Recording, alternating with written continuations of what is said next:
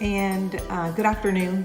I'm Sally Sturm, and we are going to cook today together as an ESL class, and I'm going to teach you how to cook chili.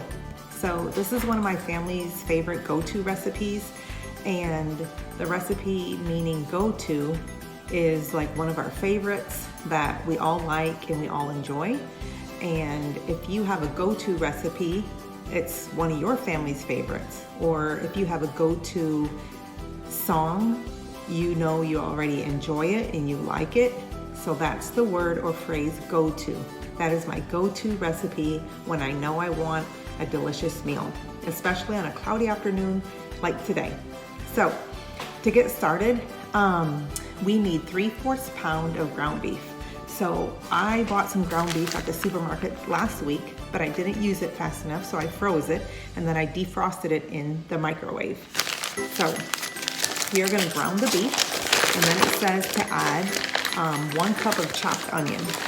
Now, I don't know if you're like me in the fact that I hate chopping onions. There's a lot of tricks and tips on how to cook onion and chopped onion without crying, but I find that none of them really work.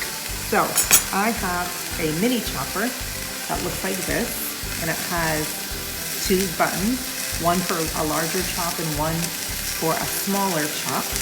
And you can buy those at Walmart, Target, online, at Amazon, Best Buy. Quite a few different places have a mini chopper. So I'm gonna get a spoon and kind of break up the ground beef a little bit. And while that's starting to brown, I'm gonna chop the onion in the food chopper. So I'm gonna cut off the ends.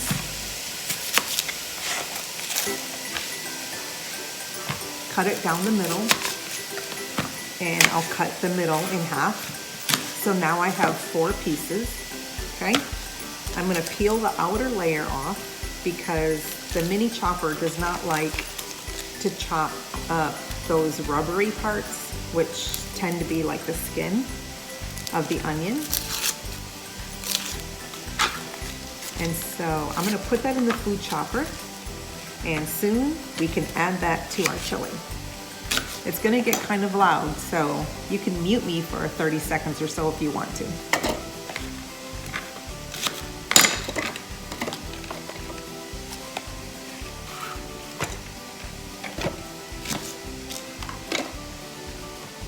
Let's see. Yes, 1 cup chopped onion. Which my family loves onion, and I've used it ever since my kids were little, and I've always chopped it really small. That way they don't even really notice that it's in my recipes.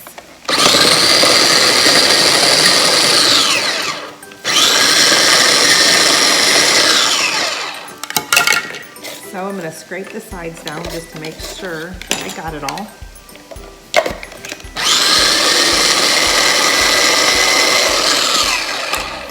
I'm gonna add this to the ground beef.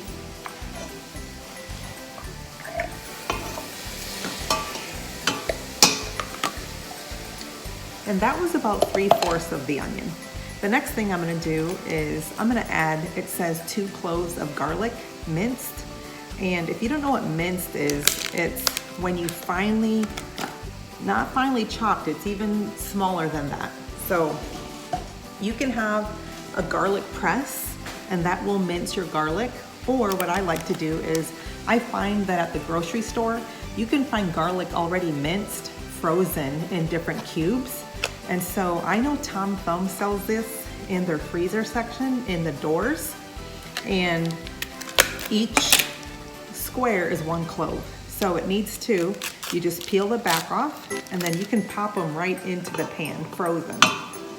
And so that's what I always do for my food. It saves me a lot of time during the week when I'm trying to cook while kids are doing homework. And then also it just makes time go by faster and you have less of a mess. So my recipe also says it calls for a 1/2 cup of chopped green pepper. My family doesn't like green pepper, and personally, I don't either, so I don't make my kids eat it or my husband, so I just leave it out. It doesn't really add anything but a little bit of green pepper flavor, so I never really miss the flavor of the chili itself. So I'm gonna continue to brown this, and I'll be right back. Okay, so I'm back, and our meat is almost brown. Actually, it looks pretty good, don't you think? So it's all brown, and so what we're gonna do now is we're gonna add the spices, the beans, and the tomatoes. So it says to drain the meat, so I'm gonna drain the meat for you. So I get a colander. Strainers, you can call it a strainer or a colander, okay? So I'm gonna take this over the sink and drain the grease. Depending on how much fat the meat has, you just have to give it a few shakes and then put it back into the pan and bring the pan back to the stove. So the next thing, I'm gonna lower the temperature just until I get everything in the pot that needs to be mixed together, and then we'll just let it simmer. Okay, so now it says drain the fat and stir in undrained tomatoes. So it calls for 1 16-ounce can of tomatoes. My family does not like chunks of tomato in anything, so I always use the fine chopper to dice up the tomatoes. So that's what I'm gonna do right now. I'm gonna put it back together and pour this in. This can get a little messy just because it's kind of full, so just kind of keep an eye on the juice that might overflow.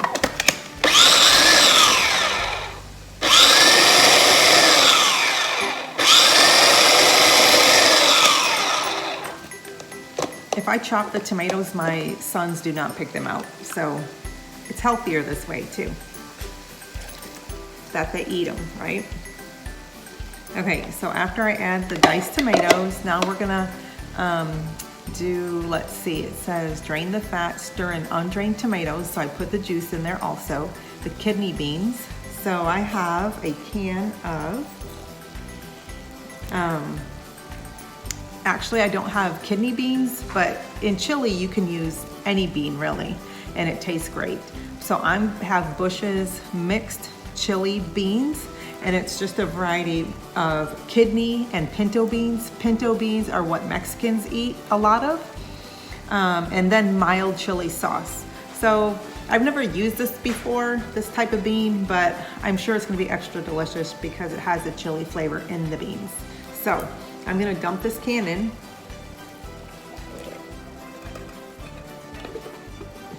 And then also it calls for 8 ounces of tomato sauce. So I have a can of 8 ounces of tomato sauce.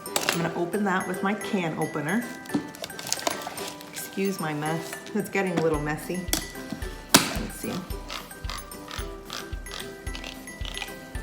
Let's see. And then it says to add 2 to 3 teaspoons of chili powder. So whenever I'm cooking or baking, I always double check that I'm using a teaspoon and not a tablespoon, because that could easily ruin a recipe. So I'm gonna add a teaspoon, 2 teaspoons of chili powder. And the reason why I'm only adding 2 versus 3 like the recipe said was because the beans already have chili flavoring, so I'll just add 2 teaspoons. Did you guys notice that I accidentally dumped the lid into my chili? That wouldn't be very good to eat, would it? Okay, so there's the chili powder. And then the recipe calls for 1/4 teaspoon salt,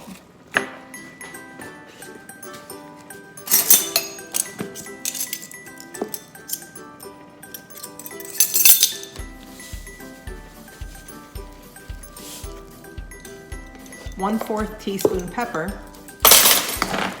and I have a pepper grinder which has whole peppercorns in it, and if you can see, they are just a whole small round black peppercorns, but oops, I can't even get them back in. So this is a pepper grinder. Because I like cooking so much, I love to use fresh ground pepper. And so I just usually go back and forth about 10 times, and that might be a little bit more than a fourth, but it's okay. And then I am gonna add a half a teaspoon of dried basil. So if you've never seen dried basil before, it kind of looks like this with a green color. So I'm gonna add a half a teaspoon of dried basil. And then I'm gonna stir it all together.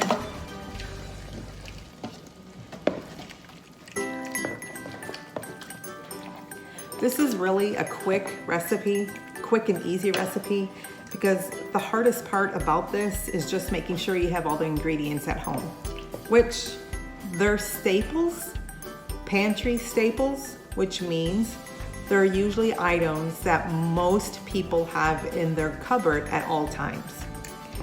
I use tomato sauce a lot in my cooking. I have this all the time. Every time I go to the grocery store, I buy it. Diced tomatoes, all the time I have them. They are a pantry staple. And then we always eat some sort of bean, probably 2 to 3 times a week in our house with different meals. And so I always have usually pinto beans or kidney beans, black beans. You can add whatever type of bean, like I said before, in this recipe. And it makes quite a bit. This easily serves a family of 4. It says 4 to 6 servings. If you and your spouse are alone, or if you're single, you can easily freeze this. And this will keep up to 3 days in the refrigerator. If you eat it for leftovers, it's even better. So I will show you what it looks like now. So a lot of times people like it kind of thick. And you can see that it is simmering right now, which means it's lightly bubbling. It's not boiling, but it's simmering. And so I'm gonna leave it like this because later on, we're gonna add it on top of hot dogs, which then you would call it a chili dog. You put chili on top of hot dogs in a bun, and they're delicious. If you've never had them, they're great, and they're easy for lunch. It's a quick dinner, or you can save the rest just to put in a bowl of chili, and you can add cheese and sour cream on top if you like, or you can just eat it plain. But it's super tasty, and this is a recipe that I showed you the basic chili recipe, but if you wanted to add the green pepper, if you wanted to make it spicier, you could add a can, well, not a whole can, but a few chipotle peppers from a can to make it even spicier. And this is just from the Betty Crocker cookbook that I used. And so, oh, I'm sorry, it's Better Homes and Garden. So this is a pretty basic American cookbook. So anyway, I've enjoyed making this chili recipe for you, and I'll come back in a little bit and show you what the finished product looks like. Okay, so I'm back, and this is what the chili looks like. It's finished and it's ready to eat. So anyway, I hope you enjoyed this little cooking lesson, and don't forget about this awesome product, the crushed garlic, already in squares. You can find it at Trader Joe's, Tom Thumb, and Costco. Those are the 3 stores where I've actually seen it in the freezer section. And so I'll see you guys next week. Take care, make my chili. I'll add it at the end of the video for you guys, okay? Bye guys.